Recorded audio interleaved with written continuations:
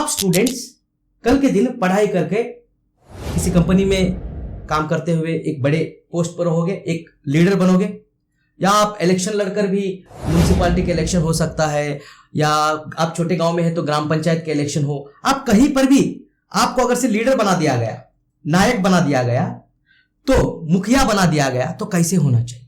तो ये सीख हमें इस दोहे में मिलता है। देखिए, मुखिया मुख सोच चाहिए। मुखिया कैसे चाहिए वो बता रहे, नायक लीडर कैसा होना चाहिए। मुखिया मुख सोच चाहिए। देखिए ये मुख है ना, ऐसा मुंह है ना, वैसा होना चाहिए। कहते मुखिया मुख सोच चाहिए, खान पान को एक। मुंह खाने पीने के लिए एक ही है, तो मुखिया को मुख के समान होने के लिए कहते हैं। ये क्या मतलब है भाई, देखेंगे। चलो, मुखिया कैसा होना चाहिए, मुंह के समान, मुख सोच चाहिए। मुखिया मुख सो चाहिए, खान पान को एक। पाले पोसे सकल अंग, पाले पोसे सकल अंग, तुलसी सहित विवेक। तुलसीदास जी यहां कहते हैं मुखिया को कैसा होना चाहिए, मुंह के समान होना चाहिए। क्यों? देखिए, शरीर के लिए मुंह एक ही है। मुंह कितने हैं? एक है ना, क्या दो चार हैं? एक ही है। शरीर के लिए मुंह एक ही है, मगर शरीर के सारे अंगों को ठीक तरह से पालन पोषण करता है।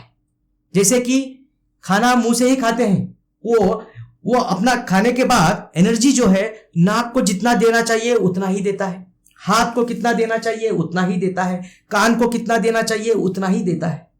शरीर के सारे अंगों को पाले पोसे सकल अंग, पाले पोसे सकल अंग, तुलसी सहित विवेक। ये सबसे इंपॉर्टेंट वर्ड यहां पर है, विवेक।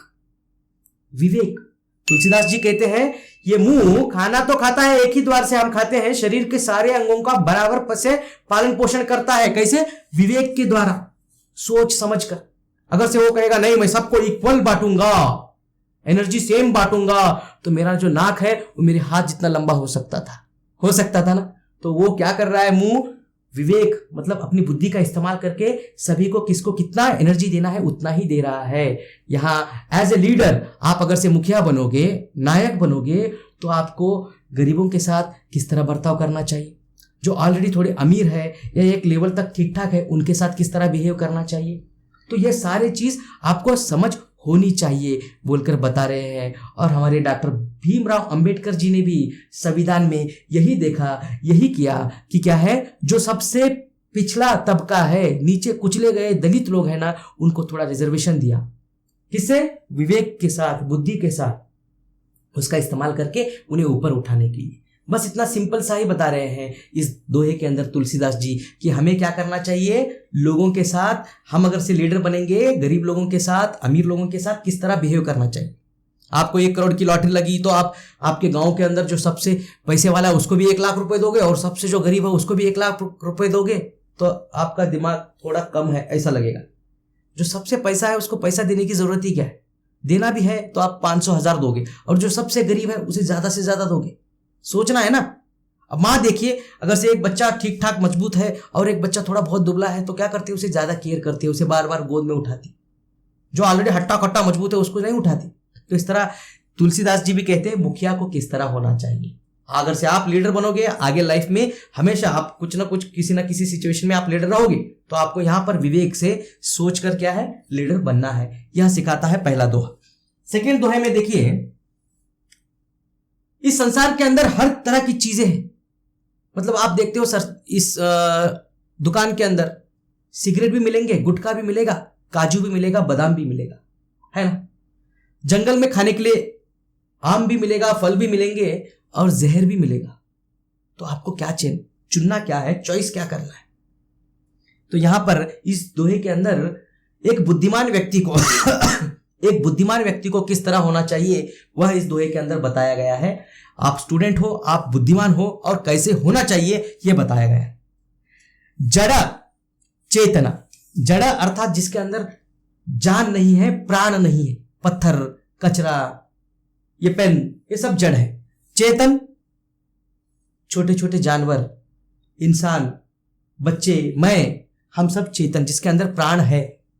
गुण अच्छा, दोष बुरा। गुण मतलब अच्छा, दोष मतलब बुरा। गुण दोषमय, विश्व कीन करता, विश्व कीन करता। विश्व बनाने वाले ने क्या किया है, विश्व कीन करतार, करतार मीन्स बनाने वाला।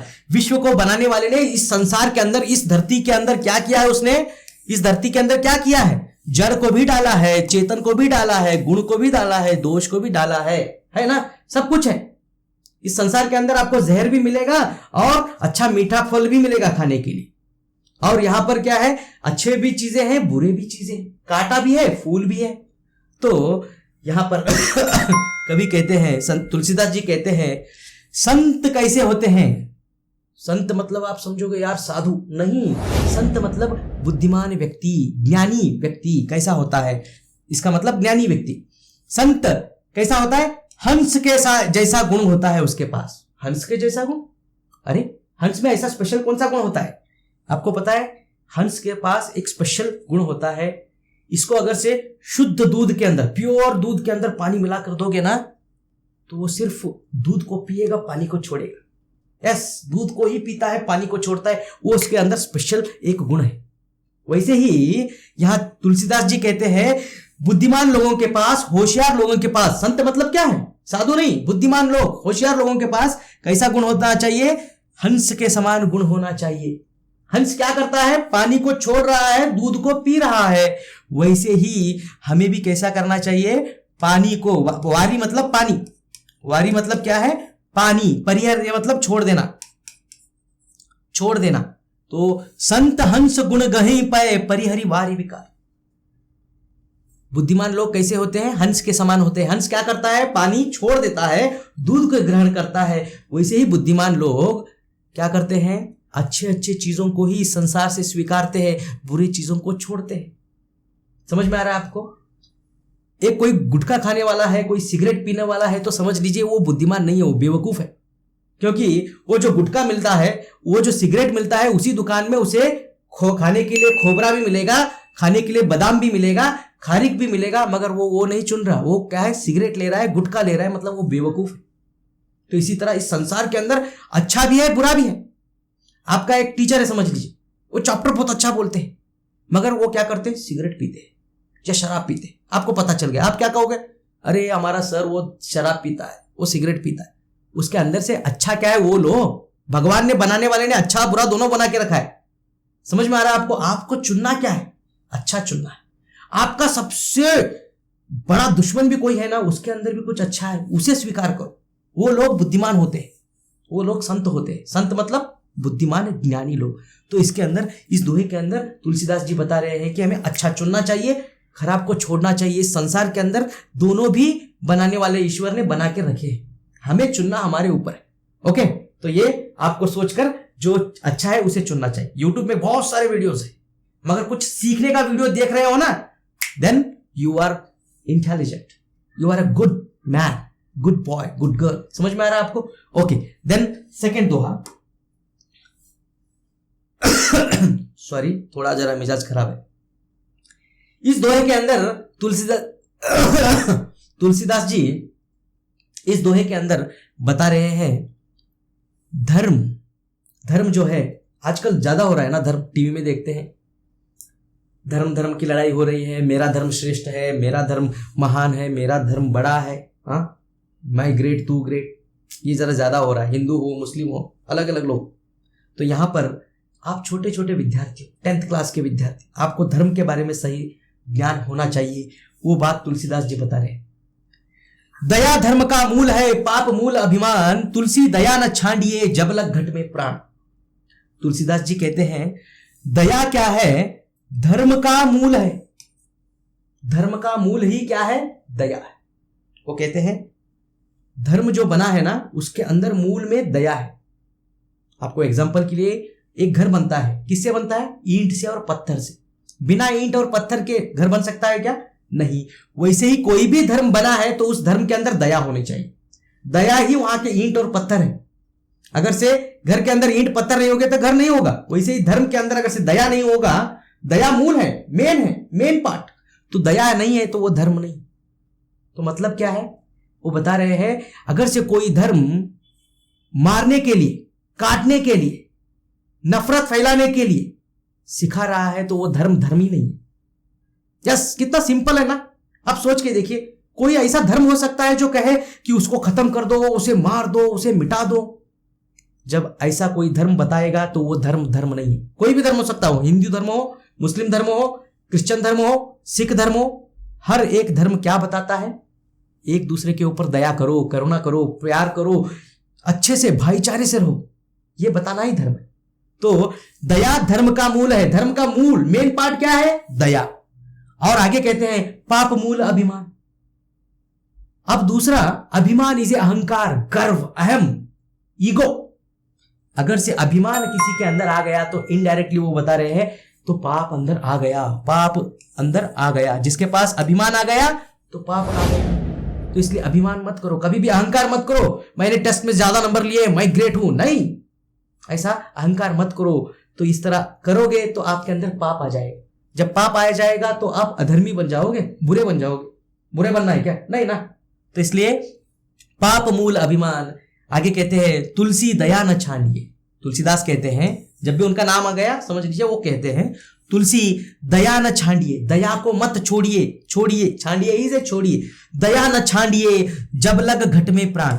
जब लग घट में प्राण, घट मीन्स शरीर, जब लग आपके शरीर के अंदर प्राण है तब तक दया कभी नहीं छोड़नी चाहिए। दया मत छोड़ो, दूसरों के ऊपर दया दिखाओ, करुणा दिखाओ। कोई अगर आपसे कुछ बुरा भी बर्ताव करता है ना, थोड़े टाइम के बाद उसको माफ कर दो, अरे जाने दो, जाने। थोड़ा गुस्सा करो, गुस्सा करना जरूरी है, अगर से नहीं करोगे ना हर बार वो आपको तकलीफ देगा। स्टार्टिंग में थोड़ा गुस्सा करो, बाद में उसे जाने दो बोल के उसके रास्ते से दूर हट जाओ। तो दया ना छांडिए, जब लग घट में प्राण। इस तरह यहां पर तुलसीदास जी इस दोहे में बता रहे हैं। सेकेंड दोहा, अब आप 10th में हो, आगे पढ़ाई करके और बढ़ोगे। एक बात याद रखो, लाइफ में प्रॉब्लम्स आने ही वाले हैं, आएंगे ही, किसी ना किसी रूप में आएंगे। अभी परीक्षा के रूप में आ रहे हैं, आप उसे प्रॉब्लम समझ रहे हो। आगे नौकरी चाहिए, नौकरी नहीं मिल रही है, इसके लिए प्रॉब्लम, वो प्रॉब्लम, ये प्रॉब्लम, बहुत सारे लाइफ में प्रॉब्लम्स आएंगे। तो प्रॉब्लम्स को विपत्ति कहते हैं, विपत्ति। तो इस दोहे के अंदर तुलसीदास जी बता रहे हैं विपत्ति के समय हमारे साथी कौन होते हैं, हमारे कंपेनियन कौन होते हैं, हमारे साथी कौन होते हैं, वो बता रहे हैं। जब भी आपके लाइफ में प्रॉब्लम आए ना, ये दोहे के साथ आज सीख लो, लाइफ में हमेशा याद रखो। आप चाहे तो 70-80 साल के भी हो जाओ ना, तब भी इसे याद रखो। तुलसीदास जी कहते हैं साथी विपत्ति के विद्या विनय विवेक, साहस सुकृति सुसत्य व्रत राम भरोसो एक। तुलसीदास जी क्या कह रहे हैं? विपत्ति, कष्ट, दुख, उसके साथी कौन से होते हैं? विद्या, विनय, विवेक, साहस, सुकृति, सुसत्य व्रत, राम भरोसो। देखिए काउंट करेंगे तो टोटल 7 हो जाएंगे। तो जब जब भी आपके लाइफ में कष्ट आए, दुख आए, विपत्ति आए, प्रॉब्लम्स आए ना, तो आपके साथ साथी है, 7 साथी, कंपेनियन है, जोड़ीदार है। क्या? विद्या। आपने जो भी ज्ञान ग्रहण किया है, नॉलेज लिया है, दैट इज विद्या। आपके पास वो साथी के रूप में होना चाहिए। सेकंड, विनय, इसे नम्रता, विनय, वो होना चाहिए। थर्ड, विवेक, जो आपके पास ज्ञान है उसका सही से इस्तेमाल करना, उसे कहते हैं विवेक। विवेक, सही सोच समझकर उसका इस्तेमाल करना चाहिए, विवेक। देन फोर्थ, साहस। साहस इज धैर्य। साहस मतलब धैर्य, वो आपके पास होना चाहिए। गलती से आपका रिजल्ट निकल गया, उसके बाद आप देखते हो एक पेपर में आप फेल हो गए, आप ऑन द स्पॉट सुसाइड करने के लिए जा रहे हो। अरे यार रुको, मे बी इंटरनेट में गलत इंफॉर्मेशन आया होगा, मिसप्रिंट हुआ होगा, या पेपर ही आपका चला गया होगा, तो रुको। लाइफ इतनी छोटी नहीं है कि एक एग्जाम के लिए आप अपने आप को खत्म कर दो। आप क्या करोगे? साहस के साथ वेट करो और अच्छे से पढ़ाई करो, फिर से पास हो जाओ। आगे कई बड़े बड़े पोस्टों पर आपको पहुंचना है, तो छोटे मोटे ठोकर लगेंगे। तो साहस होना चाहिए, धैर्य होना चाहिए। सुकृति, कृति मीन्स कर्म, अच्छे कर्म। कितना भी प्रॉब्लम आए, कितना भी विपत्ति आए, सुकृति आपके पास होना चाहिए।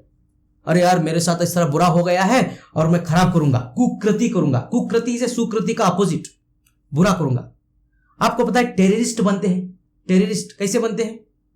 कोई टेररिस्ट है, वो पैदाइशी टेररिस्ट नहीं होता, उसके साथ कुछ बुरा हो गया ना, तो मैं भी समाज का बुरा करूंगा, मैं भी देश का बुरा करूंगा कहकर वो टेररिस्ट बनता है। तो वो कभी नहीं होना चाहिए।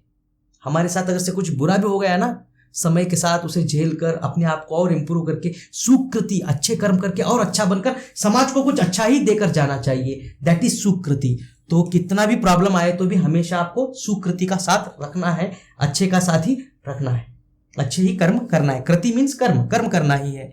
देन सुसत्यव्रत। सुसत्यव्रत मतलब सत्य, हमेशा सत्य बोलना।